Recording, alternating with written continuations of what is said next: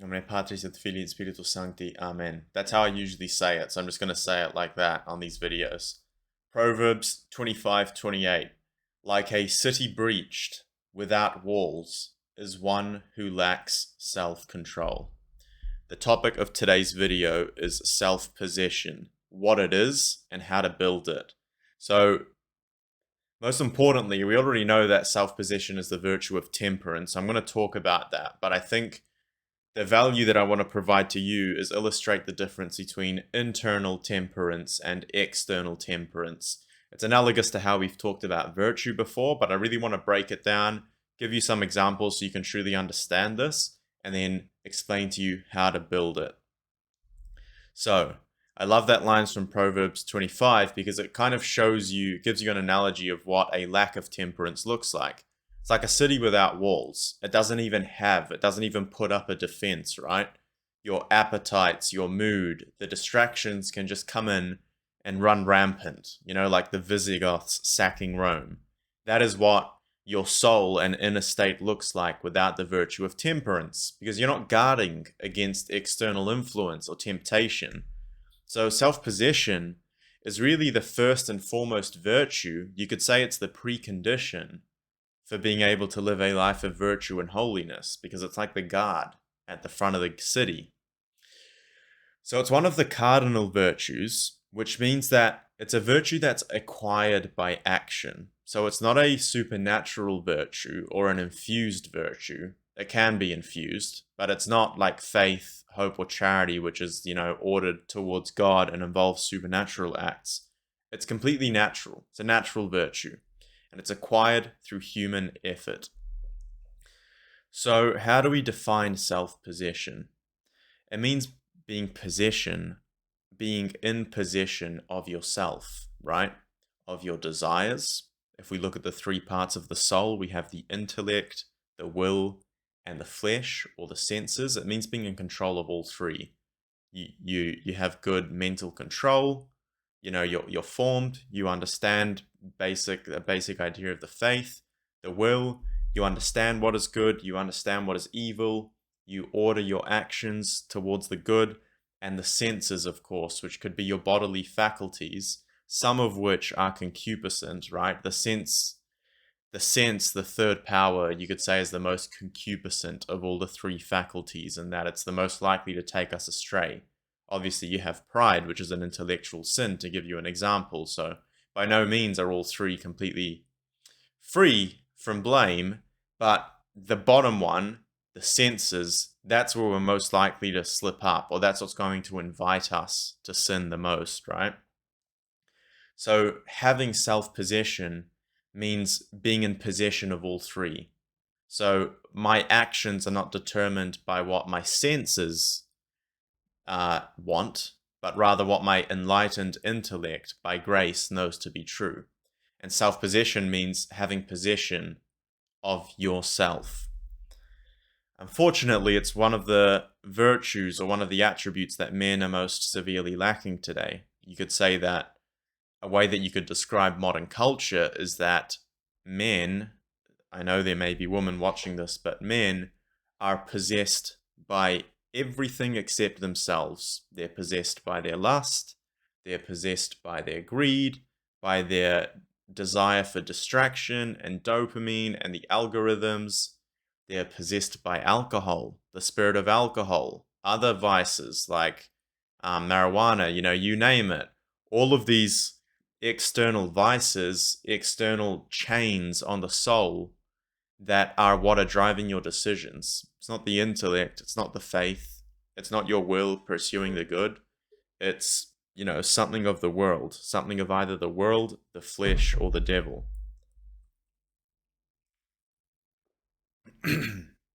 Most men have no problem living this way, unfortunately, and even though those actions, we understand that they don't bring true happiness, sexual sin outside of the sacrament of matrimony or self-abuse, that's going to bring that short-term temporary pleasure, but it by its very nature, an act like that is disordered, and therefore it will never, and it can never bring true happiness. And it's the same with all those other vices. unfortunately, because they're so powerful emotionally, and because they appeal to a part of us that seeks the good, right? That's something important. And I know this isn't a virtue about vice. Sorry, this isn't a video about vice and virtue, but the reason why these vices are so convincing, if you will, is because they attach to a person's desire for the good. The reason sexual sin is so captivating is because it latches on to the desire for procreation, marriage, and the family. It hijacks that desire, right? What's another example? Wanting to take consolation and rest from created goods, from art and beauty. That's hijacked by the Netflix series that produces, I don't know how many seasons or episodes, a new episode every week, or you stay up all night and binge the episodes. It's hijacking a genuine human desire for art and beauty. And it, maybe not corrupting it, maybe corrupting it is the wrong word, but it's parasitical on good desires, right? In a disordered way, or in an intemperate way, of course, as the topic of the video comes. So a lot of men have no external temperance. That's the term that we're going to use, because they are committing physical acts which are intemperate. There can also be internal intemperance, which would be like, you could say it's more emotional, spiritual, or intellectual, where people have an aversion to the good. They have an aversion to friction, an aversion to pain. And you can have an example of, like, let's say there's someone, and I'm going to expand on this, but let's say a committed Christian or a committed Catholic who practices fasting, who understands that lust is a sin that should be resisted, but instead of genuinely embracing that path of virtue, instead of sitting in the friction of pushing himself to fast, of encountering Christ in the hunger, he might just be fasting and avoiding temptation by white knuckling it. And inside, he might still be fantasizing with lustful thoughts. He might hate the idea of fasting. He's just looking forward to his next meal. He's going to break his fast in a gluttonous way. And while he may have externally performed correct actions on the outside, internally, he was intemperate because he wasn't guarding his thoughts or his emotions, and he wasn't being present with God, right? So that's an example of internal intemperance. And my argument of this video is that not only do we have to be externally temperate, right? We want to avoid gluttony, we want to avoid lust, we want to avoid anger. But a lot of time there has to be an internal follow-through, which I think is probably the thing that people struggle with the most. So that's what we're going to talk about. So, external temperance. Fasting, but counting the hours. So the body is fasting, but the mind is negotiating. I am currently, let's say, 3 weeks free from pornography or masturbation. But the only way I did that is because I've been distracting myself with work. I've actually been indulging in a bunch of other stuff, and it's almost by chance or by fortune that I haven't actually succumbed to lust, right? Because I've just been distracting myself and keeping my fingers crossed that I don't get tempted.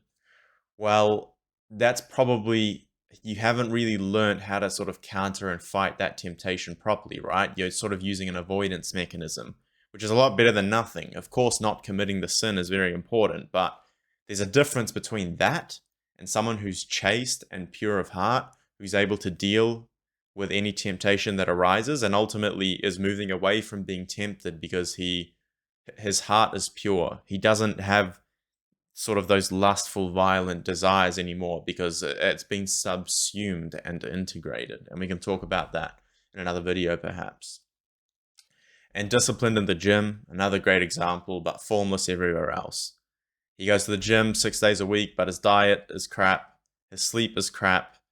He's not really temperate yet, right? Doing the physical disciplines does not equal in the virtue. I think entertainment is a great example or betrayal of this, if you will, because, you can have the example of someone who's getting into fitness, great initiative, they want to start eating clean, but then they might start binge watching fitness videos, they're still scrolling on their phone, Their diet isn't actually great. They're just focusing on getting their calories in, but they're eating junk food and seed oils and stuff. And it's like, well, look, bro, it's great that you're in the gym, but if you're actually approaching this from the standpoint of virtue, there's a lot that could be fixed about your behavior. Going to the gym is like 20% of this, right? There's so much more to it, and you can't ignore that. You can, at the cost of continuing to be vicious and continuing to be intemperate. So a man with the external temperance, if we take all of those examples, he still has evil, vicious desires. He's able to refuse them, and he's fighting it every day, but something inside him, inside the city, if we go back to that analogy, still wants to let the enemy in. And this is Aristotle's distinction of continence versus virtue, which we'll discuss briefly now. The continent man, of course, he is able to commit externally virtuous acts, but he does not yet desire the good. He does not yet take joy in doing the good thing and doing the virtuous thing. He's still able to do it because he's continent, but he's not yet virtuous. Virtuous, which is the next level up, I know the good intellectually, I desire the good with my will, and it brings me joy. So I consistently do the good. And that is what real temperance is, right? Our desires are now aligned. They're aligned. And Aquinas adds a helpful nuance here, because you might think, well, what do you mean aligned? How will I ever stop wanting all of this junk? These junk goods, these fake goods. There's always going to be attraction, because as I said before, they are partly, or they pretend to be goods, right? They're not, some of these aren't inherently evil. Temperance doesn't destroy the appetite. It doesn't destroy passion. It governs it. It channels it. It points it in the right direction. In the same way that a ruler or a government has its citizens free, but the laws and the parameters in the society of the state guide you to human flourishing, right? That is what the intellect and the will does to the passions.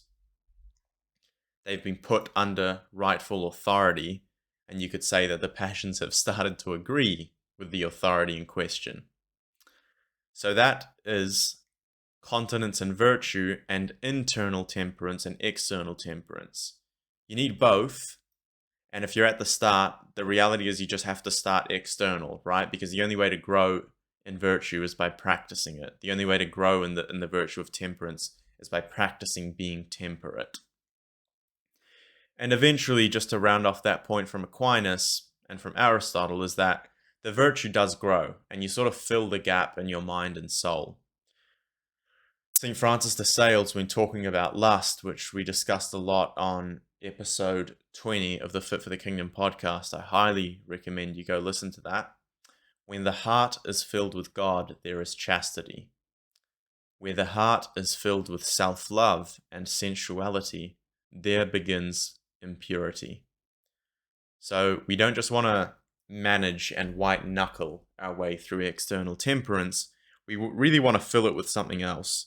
And that's why whenever we talk about self-development or discipline, we always have to make sure that we're doing it united with prayer, because we want God to fill the gap where the world used to be, right? We want grace and the Holy Spirit and the passion of Jesus Christ to be present with us internally when those other vices begin to fall away.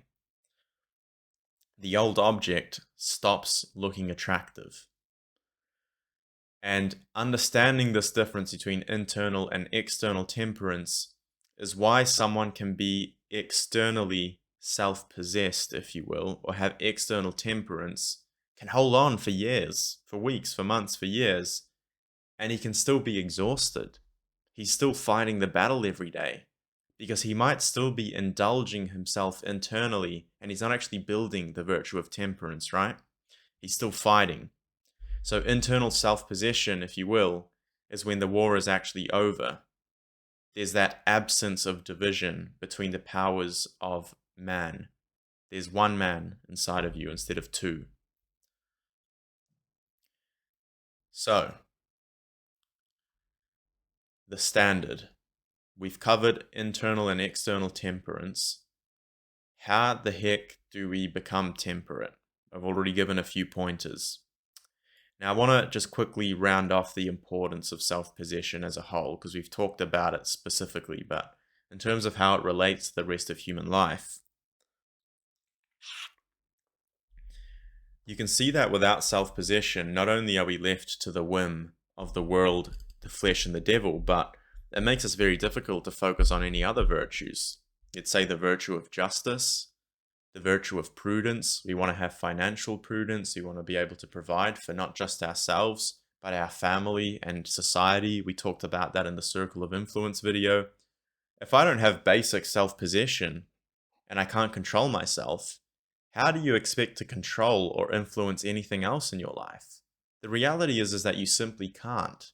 There's a direct relationship between those two things, a causal relationship. The more that I have control over myself and my finances and my physicality and my relationship with God, the more that is able to overflow and start to impact others. Unfortunately, the same is true on the other side. If I'm vicious and I'm evil and I fold on my responsibilities and I'm not looking after myself, I'm not in control, those negative behaviors are going to start to impact others negatively, right? Whether through omission or commission. Now, Boethius, I just finished rereading The Constellation of Philosophy, which is an amazing book. It's really a piece of literature as well as a piece of philosophy, but it's basically this guy, Boethius, who is sitting in prison and he's waiting to be executed. I can't remember exactly what led him to be there, but he was effectively a very wealthy and successful and, what would you say, a man of fame, of renown, and he lost all of those external goods. He was basing his identity and his happiness from the goods of fortune, from the external goods of happenstance. And what was the one thing he lacked? He lacked possession of himself because he was now distraught, didn't know what was going on. He'd sort of lost his peace and his stability because his self-worth was attached to everything else from the world. And that is what Marcus Aurelius means when he says that virtue is its own reward. Self-possession is the only thing you actually need to be in possession of, because then you could be a slave, you could be poor, you could be homeless, you could be like Job, who lost everything. Everything was taken away from him, every single blessing, even his own health. But because he acted rightly, because he acted in a just manner, he could say, "Blessed be the name of the Lord giveth and the Lord taketh away. But I have looked after myself, I have kept possession of myself, I have not cursed the Lord, I have continued to act in faith and trust." And that's all you need. Sufficient unto today is the evil thereof. If you have self-possession, you possess more than the kings and the rulers of the world, right? Who need the power, who need the fame, who need the pleasure. If you have possession of yourself, if you have temperance, you have everything you need. That is the only thing that can't be taken from you, the ordering of your soul. So how do you grow in self-possession? So again, temperance is a cardinal virtue. Cardinal virtues aren't infused, they're built. Aristotle's answer to how you grow in it, he merely says you become virtuous by doing virtuous acts. You become strong by doing acts that require you to be strong. You go to the gym, increase the weight every session. You don't meditate or think or pray your way into it. It's repetition. It's getting the reps. It's perseverance. So, how do I recommend, as a 24-year-old guy who's been through this, how do you grow in temperance, not just external, but internal? Let's do external first. I'm sure you can guess what I'm going to say. Fasting. Not just skipping breakfast, not just, I'll continue eating 3 or 5 meals a day, but I'm not going to eat meat. I mean, waking up, going to work, going through your lunch break, and not a single thing passes your lips, aside from water, maybe some black coffee, right? You want to build that hunger. You want that fire to grow within you. You want it to be difficult, right? How do you get through it? I want to maintain all my energy, blah, blah, blah. The point of fasting is that it's meant to be hard and it's meant to push you out of your comfort zone. And you've got to sit in that. So practice fasting. I recommend every Friday, of course, to commemorate the passion of our Lord. You are most especially united to him through his passion and crucifixion on a Friday. So practice that on Fridays. You can do 2 days a week if you feel this is particularly a virtue that you need to work on. But do it every week for sure. It's the only mortification that the church still mandates, and I believe that's because it's so powerful. It has such a strong impact because it's just so purely self-denial. A cold shower can have some immune system benefits, lymphatic system, whatever the case. Going to the gym is hard, but it builds you up, makes you look better, makes you stronger, it's good for you. Sure, fasting has like some health benefits, but it's bloody hard. There's no like immediate reward out of it, right? It's just pure difficulty. And you can take that and you can use it to grow. Boundaries. Number 2, how to grow an external self-discipline. Give boundaries to yourself in terms of your bedtime, your wake up time, what kind of behaviors you want to perform. And don't negotiate to yourself. How many guys have I talked to? They're like, oh yeah, I need to get to bed on time in order to pray in the morning. I need to get to bed on time in order to get to mass tomorrow. I need to get to bed on time because every time I have a late night, I fall to temptation. And they say that to me, and they don't set the boundary. Oh, what happened last night? Oh, well, I was talking to this person. Oh, well, I started doom scrolling. Oh, but I was playing this video game. Brother, have some boundaries. Have some self-integrity. If you know, for me to get from A to B, for me to get from continence or pure vicious cycle of addiction, of temptation, of pleasure, I need to get to bed on time tonight. You do everything in your power to get to bed on time tonight. And don't allow anything to make that not happen. Place the boundary. Be firm with yourself. Decide, pre-decide it, and then follow through. If you're starting to have a bit of a wrestle, a bit of a negotiation with yourself in the moment, you've already lost because you're not viewing it as non-negotiable. A boundary is meant to be inflexible. You can start flexing the boundaries and negotiating with them when you're actually virtuous. When you know you're not just going to go and goon or do something stupid or throw down all the progress you made during the week down the drain. Only when you're virtuous can you actually have a bit of play. But if you're in the thick of it, if you're in the midst of battle, if you're growing in temperance, place boundaries. How many times are you gymming this week? What's your bedtime? What's your wake up time for every single day of the week? What's the bare minimum amount of prayer that you need to do every day? When are you going to fast? Not if you're going to fast, when are you going to fast? Physical disciplines that push you. We've talked about fasting, cold showers, training hard every day.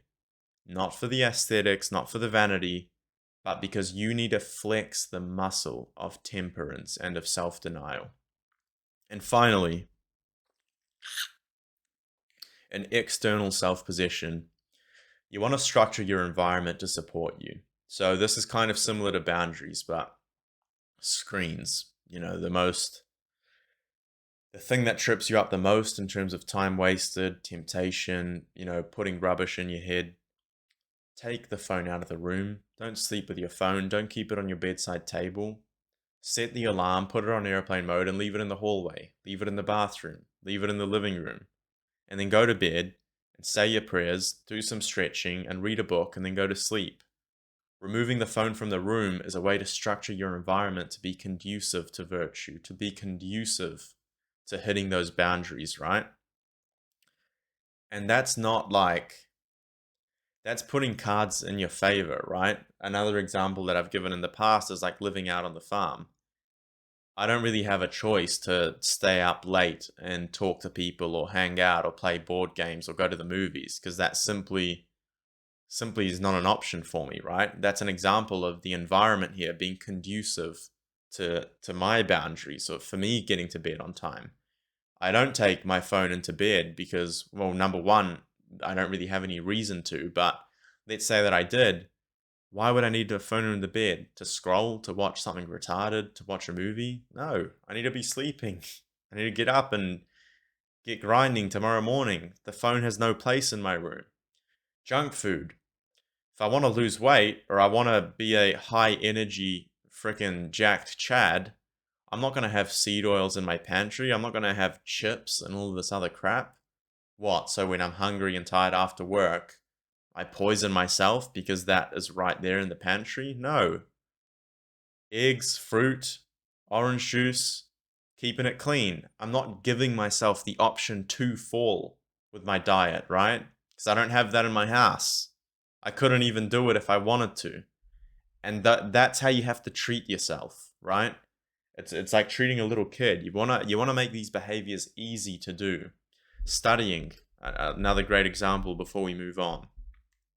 If I need to read like 50 or 100 pages of a book or of a textbook, maybe I'll go outside. Maybe I'll put my phone in the kitchen so I'm not, I don't just pick it up and open Instagram, right? I'm making the environment conducive to the behavior that I want to perform. So don't be stupid, is what I'm saying. If something is consistently causing you to fall here, remove it from the environment.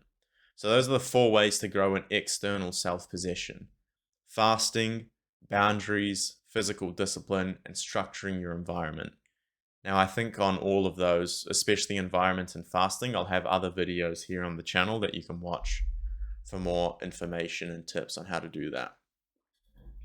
Okay, growing an internal self-possession. Now, this is really where the rubber hits the road, because none of what I just said is guaranteed. It's necessary, but it's not sufficient to grow in virtue.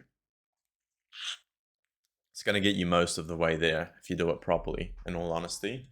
If you commit to the cold showers and the fasting and the diet and the gym and the prayer, it'll be pretty hard for you to do that, for a year and not have grown in the virtue of temperance. But it's possible. It's possible. So, how do we restructure these desires within ourselves? First and foremost, as I said before, prayer. We want to fill that hole within us. Every morning, every night, kneeling if you have to. Make it physical. Make this a genuine practice and a habit. Now, I remember saying this to one of the guys that I worked with, that when I was 20 or 21, I have a memory of getting home on Saturday night. So I was hanging out with friends. Probably got home at 11 or midnight. And I had to wake up at 4 the following morning to work on the farm and get the cars to the car shed. And I remember kneeling down in front of Our Lady that night and saying my 5 minutes of night prayers. It was nothing crazy. I prayed the rosary in the car. But in terms of a commitment to myself and a commitment to God, I had to do my nightly examen and an act of contrition and whatever else my night prayers was at the time. It was 5 minutes and I could have easily skipped it and I probably would have had 0 negative repercussions. But because I'd made that commitment, and because I'm practicing integrity, and because I have internal temperance, I understand I don't skip my night prayer. I don't skip my morning prayer. It just doesn't happen, right? But if you don't have that level of commitment, and again, coming back to the example of someone who falls and stumbles into temptation at night, did you do your examen that night? Nah, I got home late. I was watching a movie. I was too tired. Well, look, bro, the one thing that you had to do, you didn't do. So prayer, consistently, with integrity, daily, sitting in the friction instead of counting down to the relief. So the cold shower, the fast, the hard workout, don't just survive it, right? There's a good example of like what happens when the music turns off. You're training hard, you've got the DMB smashing, you've got the heavy metal, you've got the podcast going all day. Are you actually comfortable in the difficulty? Or are you doing everything in your power to just ignore it and distract and just get through it? Because if that's the case, then you're not building internal self-possession. You want to be comfortable with the hard thing, with the lack of sleep, with the cold shower. Not only just comfortable or, let's say, accepting of it, but that's where you meet Christ, guys. That's where you meet Christ, in the physical desolation and the physical hardness. My yoke is easy and my burden is light if you carry it with me. That's what Christ means, right? So when you start carrying the stuff with Christ, when instead of running away and, trying to avoid carrying that cross or like just carry it the littlest distance possible, well, you're not going to make it. So you've got to carry it, with faith and trust and sit in that moment. Allow yourself to sit in the friction. Nightly examination of conscience we just talked about. You need to track this stuff. You need to reflect. You need to ask the Holy Spirit to show you what you did wrong, what you could have done better. Ask for forgiveness, renewed resolution for tomorrow, every night. Regular confession. Grace from the sacrament of confession or reconciliation heals the wound that the sin leaves in the appetite. It's not just forgiveness, but it's actively giving you power to combat that sin. And even if it's not mortal sin, Benedict XVI, just like you clean the house, it's not like someone's vomited on the floor and the kitchen's an absolute pigsty. We wash the dishes every day, right? We keep the house clean. It's the same with your soul. Work on it regularly. And finally, so we've covered prayer, sitting in the friction, nightly examination of conscience, regular confession. These are tools in how you can grow an internal self-possession. Finally, accountability. Is there someone that you need to report to? Is there someone that's holding you accountable? I said I was going to do all of this stuff. I said I need to lock in, bro. Who's holding you accountable to that? Is it a friend? Is it a parent? Is it a mentor? Is it a coach? Is it an accountability group? You need to have, it's like KPIs, right? Imagine if a company was just existing, but it didn't know what my profit margins was. I didn't know what my revenue, didn't know what my total sales was last month. We did all right. We paid all the bills. And now we're just going into quarter two absolutely blind. Could it work? Maybe, but probably not. Something eventually is going to happen to that company. There might be an accident. They don't have enough in the bank. It's just going to be a disaster. Hold yourself accountable by tracking your habits and stuff, committing to stuff, writing it down. What's your intention? I don't care if it's a Google Sheet. I don't care if it's an app. I don't care if it's pen and paper. But something needs to happen where you're actually saying, how did I do today? What am I going to do tomorrow? How long have I been good with this? Have I been progressing? And you should talk to someone about that.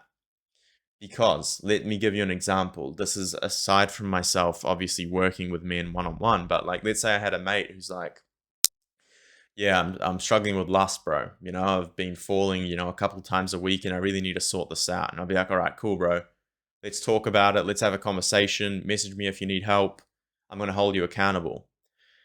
If that same dude kept on messaging me 5 days a week for 3 weeks, for 2 weeks, I fell to lust again, bro. I'm going to call him out.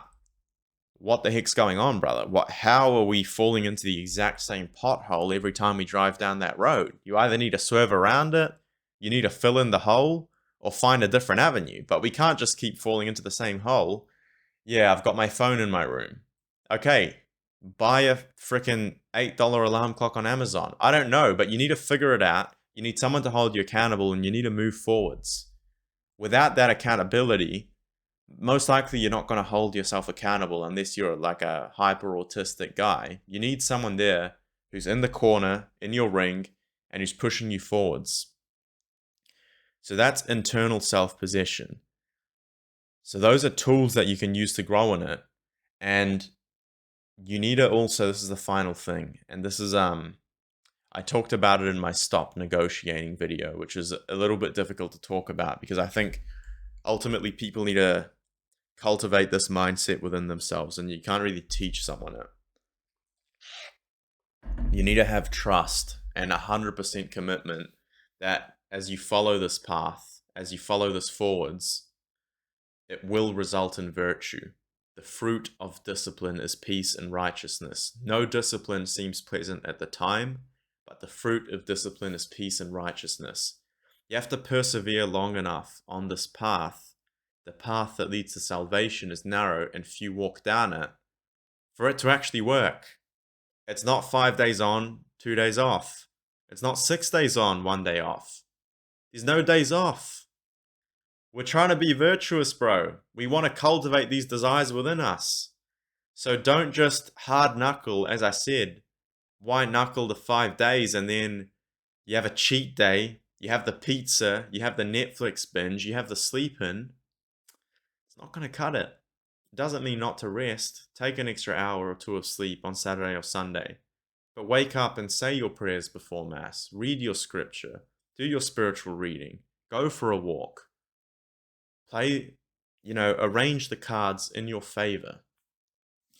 Right, guys, that's all from me. I think that's a great summary. I think that's covered a lot of important bases.